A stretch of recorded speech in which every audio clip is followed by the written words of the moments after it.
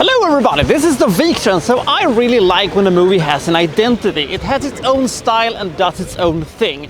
I love even more when it is consequent with that same style or thing that it does. For instance, the movie Sånger från andra våningen. The camera is static.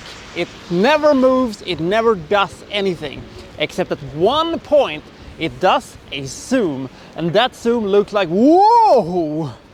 That is amazing. The same thing can be said for, Rear Window. We only see things from James Stewart's apartment. We can move around a little bit inside of the apartment, but it's always from his apartment, and we see everything that happens. I think that was kind of great.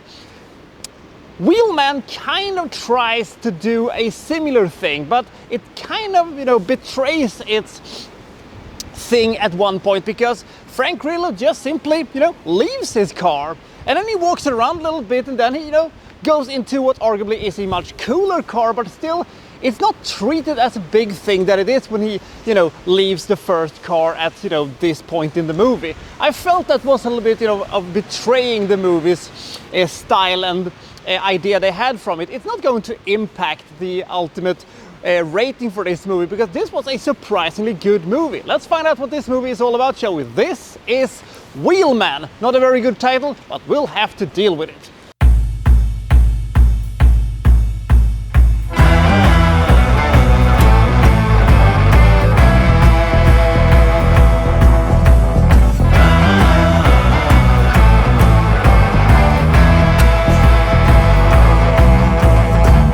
So Frank Grillo plays a getaway driver of some description. He has just gotten himself a new job from, Clay, his sort of handler, who is a sort of, low-level crime boss or something like that. And he's just going to take part in a robbery of a bank. So he meets up with these two guys, and, on the way over there is some tension, and he doesn't want to talk to them, and he's just focused on this job, waiting for them and then get away. He's not really happy about, the car that they have been given him, because, it's a black car with a red trunk. It's not very discreet or anything like that. But anyway, as he is waiting for them to, to do this robbery thing, he gets a phone call from an unknown user who is sort of the boss of Clay.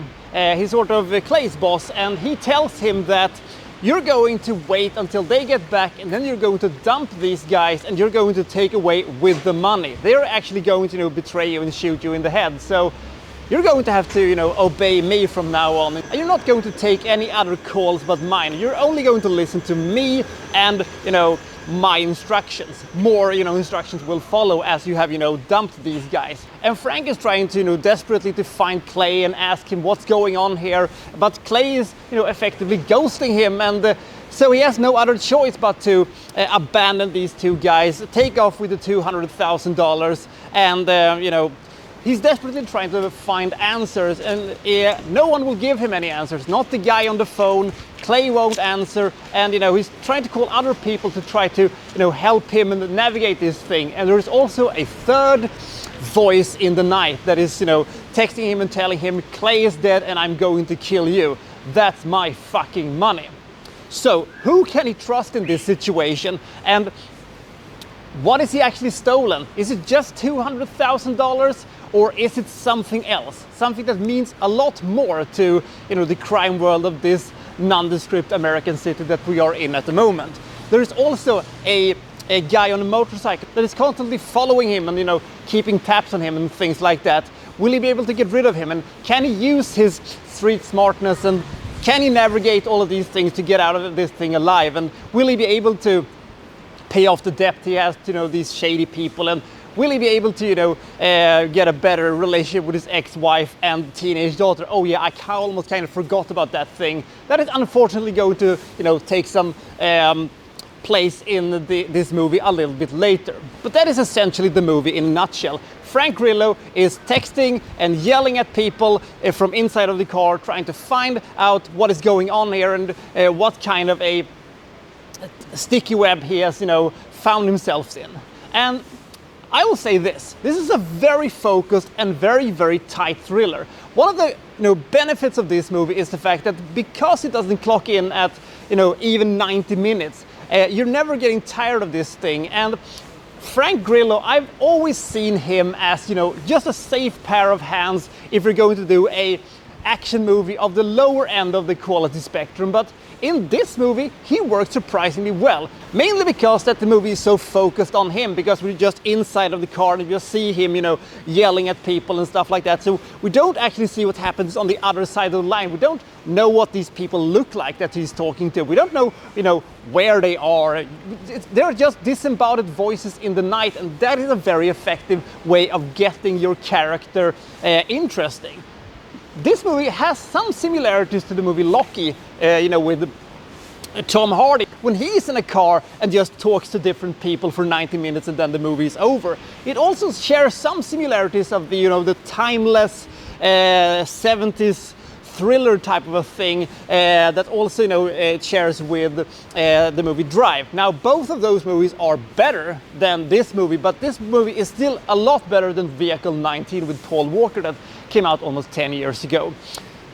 I think that this movie was surprisingly tense. It had a surprising amount of suspense, and it worked very well. And you didn't quite know where we were going with this thing, because there is an element of unpredictability in this movie, because, you know, things can happen at any time, and, you know, all of a sudden, you know, he's being shot at, or, you know, stuff is happening, and things that may not be that important all of a sudden becomes important. And, you know, when he, you know, leaves the car to do things, you stay still in the car and you see, you know, all the actions taking place from a bit of a distance, which was a very cool and artistic little thing this movie did that I thought was very effective.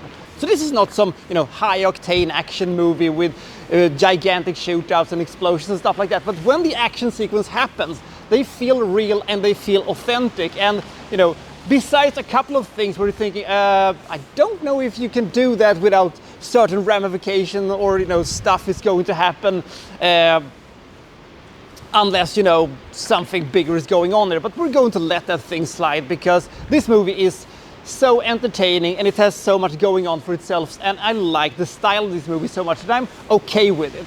I am even okay with them using some very, very tired cliches in, you know, the third act in this movie, because it kind of, you know, rolled with the punches and actually came out on top anyway, and I thought that it was very effectively handled and it didn't take it too far. Now, if you like Frank Grillo as an actor, and if you like these sort of movies like Loki and Drive and movies like that, I think you will find this movie to be very good. And it is a joy to see, you know, Frank Grillo actually having a character we care about, and, you know, him actually doing some actual acting. So that was a lot of fun, even though I still think that if you would have, you know, put in a Joel Edgerton or a Christian Bale, or hell, why you not have a, you know, a Tom Hardy in this movie, it could have been absolutely fantastic. But because we got, you know, Frank Grillo's best performance out of this one, it was worth the while, I think. So if you have never seen this movie, I do recommend this movie. There are some things in this movie that makes not that much sense, but the stress level in this movie is pretty high, and the fact is that you don't quite know where this one is going until the very end, so thumbs up for that. Wheelman was a surprisingly good and very focused thriller. I give this movie 65 points.